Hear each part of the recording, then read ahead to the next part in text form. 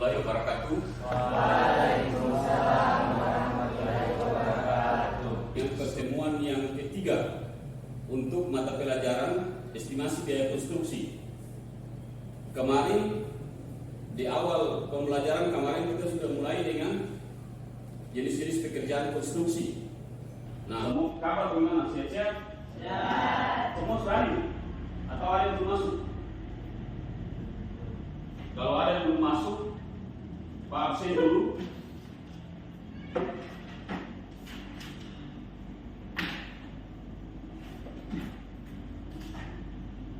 Aditya, Ardiansa.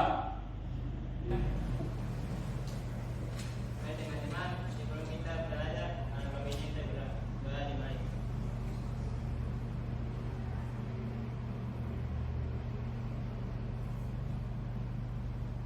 Doa selesai. Pertemuan kemarin belajar tentang apa kan ini? Jenis-jenis pekerjaan konstruksi. Kira-kira ada yang masih ingat? Pekerjaan konstruksi apa saja? Pembersihan lokasi, terus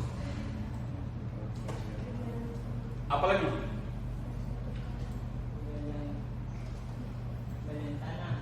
Galian tanah, pekerjaan tanah, pekerjaan fondasi, pekerjaan beton. Materi kita pada hari ini terkait dengan menghitung volume pekerjaan konstruksi. Yang pertama di sini adalah pekerjaan apa? Persiapan. Pekerjaan persiapan. Pekerjaan persiapan itu terdiri dari yang pertama di sini adalah pembersihan lahan. Terus yang ketiga itu adalah pembuatan gudang sementara. Untuk pembuatan gudang sementara di sini ini sifatnya sementara yang nantinya setelah pekerjaan selesai akan dibongkar. Namun jenis keamanannya itu harus terlindungi. Kenapa? Karena gudang sementara ini untuk menempatkan alat dan bahan-bahan untuk membantu pekerjaan sampai selesai, sehingga gudang sementara harus aman. Terus pekerjaan pembersihan lahan. Di sini ada denah lahan yang akan dibangun. Untuk pembersihan lahan itu adalah 80 meter persegi. Ini adalah contoh perhitungan menggunakan Excel. Terus yang kedua itu adalah pengukuran dan pemasangan goplang.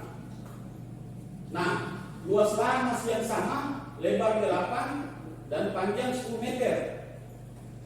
Untuk menghitung jumlah patok adalah panjang keliling. Patok itu adalah 36 dibagi jarak patok 2 meter sama dengan 18 patok.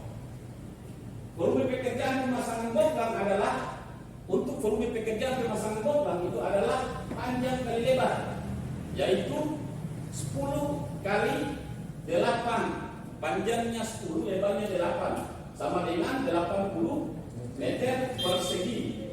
Nah, untuk contoh perhitungan menggunakan Excel itu sama dengan volume pekerjaan pengukuran dan pemasangan goplang sama dengan 10 bintang 8. Itu 10 artinya berarti 10 kali 8 sama dengan 80 meter persegi. Terus sebelum lanjut ada yang perlu ditanyakan, silakan. Ya, silakan. Pak, kalau pemasangan gunting itu sesuai dengan bangunan atau lewat dari titik fondasi bangunan? Ya, kalau untuk pemasangan goplang, apakah disesuaikan dengan bangunan ataukah lewat dari bangunan atau di luar dari bangunan? Kira-kira ada yang bisa jawab? Fikri, bisa? Ada yang bisa jawab? Ada yang bisa bantu Pak untuk menjawab pertanyaan dari Q? Ya, kalau tak ada yang bisa jawab, nanti Pak yang jawab. Oke, apakah pemasangan goplang itu harus berada di atas bangunan yang akan dibangun ataukah di luar dari bangunan?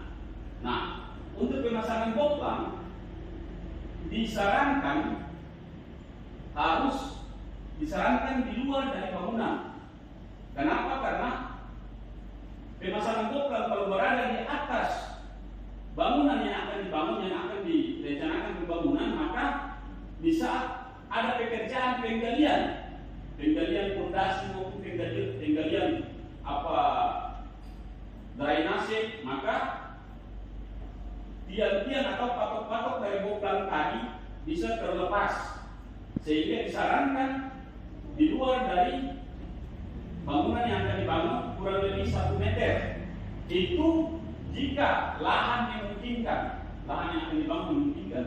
Tetapi kalau lahan sempit di samping kiri kanan atau belakang sudah ada bangunan, maka goplang tetap dipasang, tetapi langsung di atas bangunan yang akan dibangun. Itu kira-kira begitu. Boleh? Ya, yang lain masih ada? Pak. Ya, silakan. Apakah pembersihan lahan bisa menggunakan alat berat? Ya, apakah pembersihan lahan bisa menggunakan alat berat? Bisa.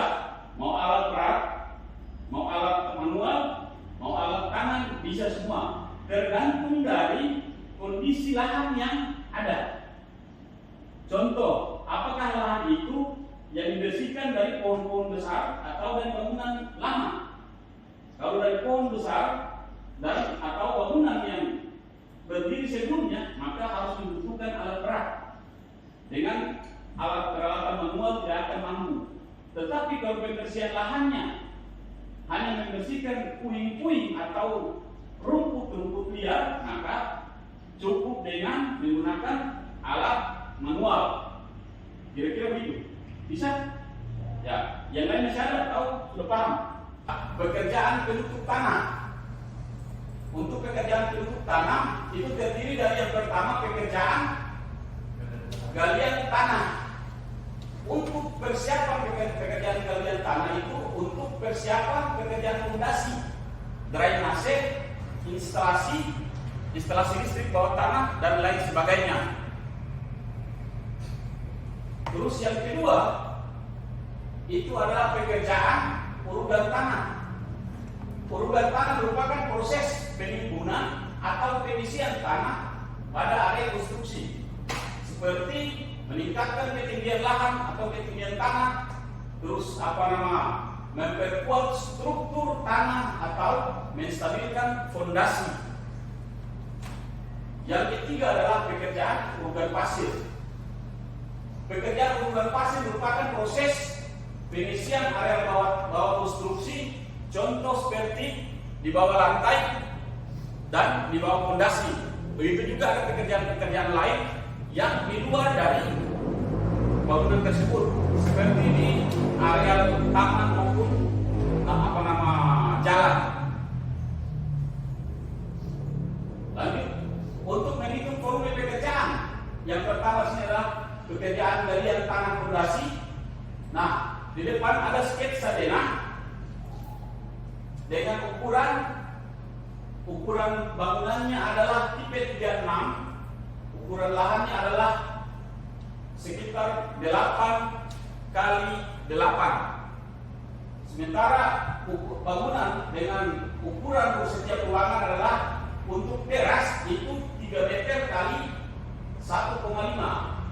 Untuk ruang keluarga itu 3 meter kali 5,5.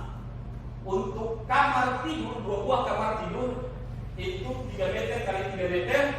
Dan untuk kamar mandi WC itu 1 meter 1,5 kali 1,5. Nah, untuk menghitung volume galian, maka di depan ada sketsa penampang dan galian. Sketsa atau detail penampang galian. Di sana di gambar terlihat lebar atas itu 85 cm, lebar penampang galian bagian bawah itu 60 cm, dan tinggi galian itu atau dalamnya galian itu 30 cm. Untuk menghitung volume dengan penampang galian yang terlihat di depan ini, maka rumus yang akan kita gunakan itu adalah rumus apa? Rumus trapesium. Kenapa? Karena ada dua sisi yang berbeda jarak, berbeda ukuran. Sisi atas dan sisi bawah. Sisi atasnya adalah 85, sisi bawahnya adalah 60. Sehingga rumus yang digunakan untuk menghitung volume galian itu adalah rumus trapesium.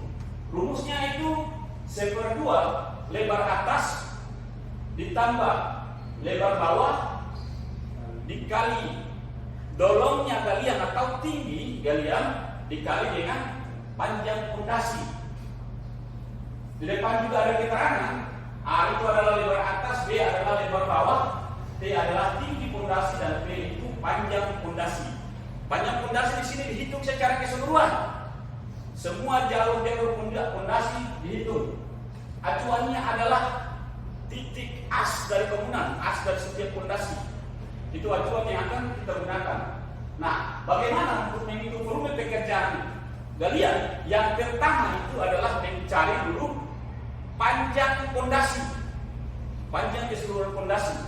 Nah, ini untuk panjang galian di sana itu dihitung itu berdasarkan jalur. Kita akan memilih jalur mana yang dulu dihitung. Contoh, jalur yang arah vertikal atau yang arah horizontal.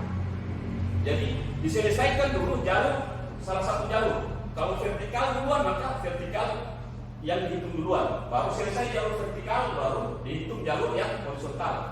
Kalau seandainya itu berada di atas tanah, maka jalurnya adalah utara, selatan, dan timur, barat. Nah, sementara wilayah ini yang terlihat itu adalah vertikal dan horizontal. Maka yang di depan ini kita pakai dulu yang jalurnya vertikal. Jalur vertikal berarti sama dengan lebar teras 1,5 ditambah panjangnya ruang keluarga itu 5,5 ditambah dengan lebarnya kamar mandi WC 1,5.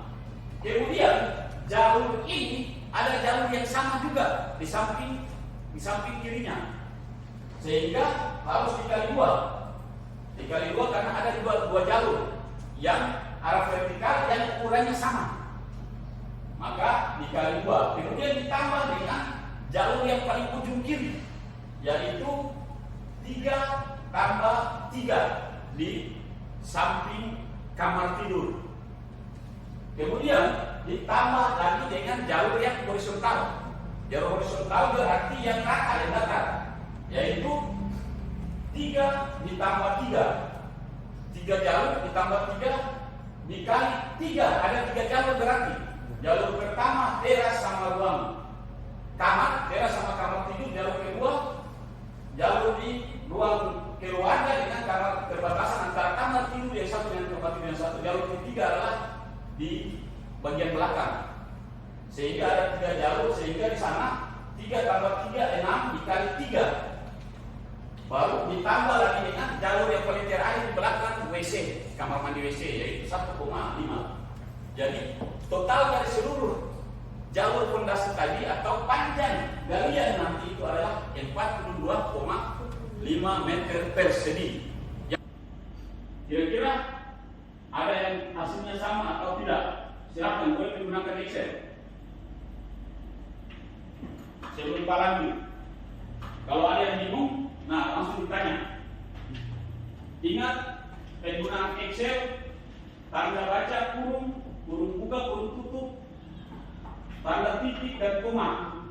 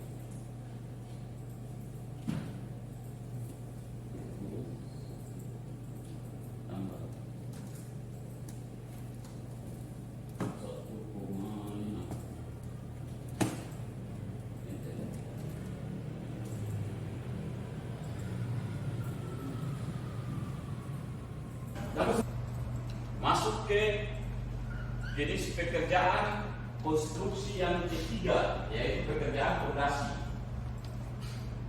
Pekerjaan fondasi itu dibagi atas beberapa bagian juga. Yang pertama di sini yang kita pelajari di sini adalah pekerjaan fondasi batu kali. Untuk membuat fondasi bangunan, terutama pada rumah tinggal, bangunan bertingkat rendah dengan campuran semen, pasir, dan air. Jadi fondasi batu kali ini biasanya digunakan untuk bangunan dengan apa? Dengan tingkatan rendah. Kalau bangunan dengan tingkatan tinggi itu biasanya tidak menggunakan fondasi. Dia langsung menggunakan yang namanya T-beam. T-beam itu kayak slope. Terus yang kedua di sini adalah pekerjaan fondasi batu kosong atau stamping. Batu kosong ini biasanya menggunakan batu kali yang tidak disusun dengan adukan, tidak menggunakan adukan beton, tetapi hanya menggunakan pasir, urugan pasir. Untuk menghitung volume dari kedua jenis pekerjaan fondasi ini, maka harus acuannya adalah detail dari fondasi dan denah fondasi untuk mengetahui panjang jalur fondasi dan detail fondasi. Nah, di sini ada gambar detail fondasi. Terus untuk menghitung volume fondasi seperti gambar di samping menggunakan rumus trapesium, karena bentuk fondasinya lebar atas itu 20 dan lebar bawah 44.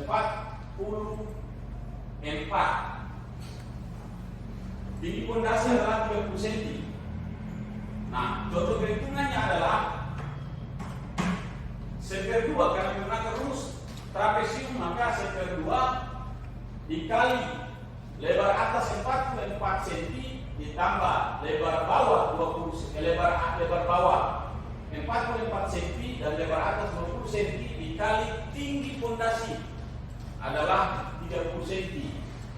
Kemudian dikali lagi dengan panjang fondasi yang sudah dihitung dari awal tadi, yaitu berapa panjang fondasi? 42 dalam bentuk soal studi kasus. Di depan di layar itu ada sketch denah dari salah satu pemilik kos-kosan. Ini penampang fondasi, penampang yang terdiri dari urugan pasir, pasangan batu kosong atau stamping, terus pasangan fondasi sendiri. Nah, tugasmu nih hitung tiga-tiga itu volume dari volume pekerjaan dari pertama adalah pasangan fondasi, yang kedua batu kosong, yang ketiga urugan pasir. Nah, dari detail di depan itu yang sedikit beda, itu di pasangan batu kosong dan urugan pasir. Fondasi masih tetap sama, masih lebar atas dan lebar bawah beda. Sedangkan di pasangan batu kosong dan urugan pasir itu lebar atas dan lebar bawah sama. Maka otomatis pasti rumusnya beda. Pak, apa rumusnya?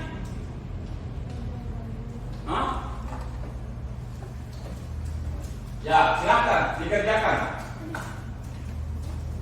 Yang selesai duluan angkat tangan, baca hasilnya, panjang fondasinya berapa, kok panjang fondasi tadi kan sudah itu berapa tadi? 53 itu bonus untuk semua.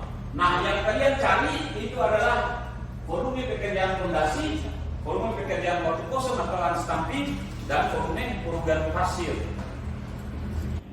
Dua orang pertama yang angkat tangan dan sampaikan hasilnya, maka bonusnya makan siang. Ya, silakan.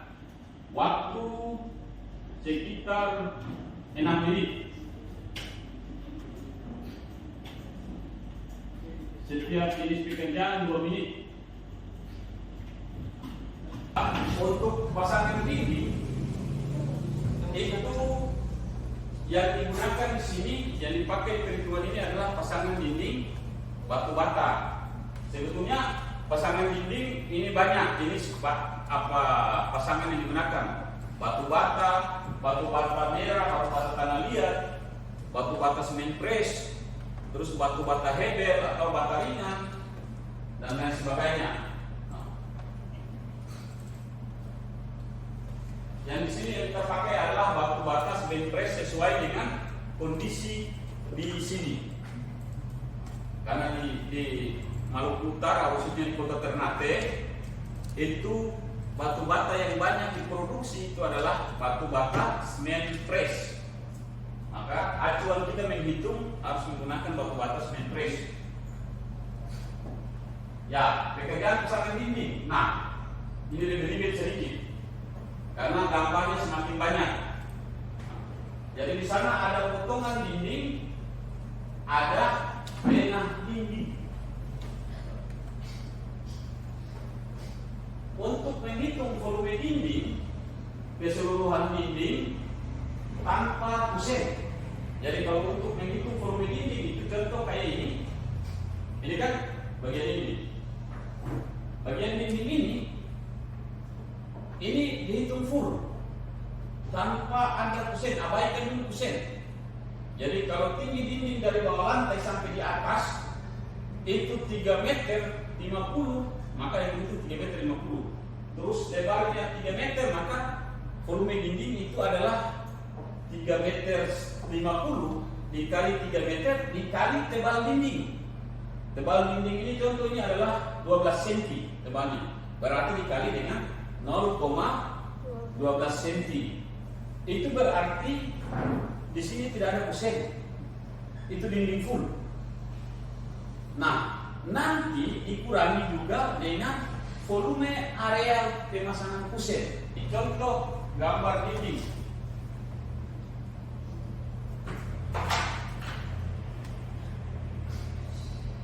Ini dinding. Di sini ada kusen. Ada kusen di sini. Ini dinding ini tingginya 3 meter 75. Lebarnya di sini itu 4 meter. Tebal dinding itu 12 cm. Artinya di sana dia bilang volume dinding dihitung secara keseluruhan tanpa kusen, kemudian dikurangi volume area kusen dan kolom. Itu kalau ada kolom. Nah, sekarang untuk menghitung volume dinding dihitung secara keseluruhan berarti 4 kali V-nya itu sama dengan 4 kali 3,75 dikali tebal dindingnya adalah 12 cm, maka 0,12. Itu adalah volume dinding keseluruhan. Nah, kemudian di sana dia bilang kurangi dengan volume area pemasangan kusen. Nah, ini kusen contoh, kusennya ini tingginya 1,8 meter. Ini lebarnya itu 6 meter karena ini 30 cm. Ini 30. Nah, berarti lebarnya adalah 60 cm. Volume kusen itu berarti 60 cm 0,6 kali 1,8 kali tebalnya 12 cm. Ada yang perlu ditanyakan atau ada yang mau kasih masukan Bapak? Atau ada yang mau kasih masukan Bapak? Pak mengajar terlalu cepat atau terlalu lama? Silakan supaya Pak tahu. Karena waktu sudah tinggal kurang lebih 4 menit, maka sama-sama kurang mengambil kesimpulan dari materi yang tadi yang hari ini terang pelajari, mulai dari ambil kesimpulan bahwa Jadi inti dari menghitung volume pekerjaan konstruksi itu ada di ketelitian. Pertama, ketelitian. Kenapa? Karena segala sesuatu yang ada di dalam pekerjaan konstruksi itu semua bermain angka, nilai. Itu kesimpulan sementara terkait materi yang kita pelajari hari ini. Nah, materi yang akan datang itu masuk ke volume pekerjaan kayu, volume pekerjaan beton, dan volume pekerjaan finishing. Ini pendalaman untuk persiapan pertemuan berikutnya. Nah, pendalaman ini itu tugas ringan yang perlu nanti disampaikan untuk pertemuan yang akan datang. Ya. Menghitung volume pusen. Jika pusen ini menggunakan balok 8/12 atau 8/12, ini menjadi dasar Pak untuk pertemuan berikutnya. Sebelum Pak akhiri pertemuan pada siang hari ini, maka satu orang ketua kelas baca doa dulu, baru keluar. Ya, silakan. Baik, teman-teman, sebelum kita mulai. Oke, baik.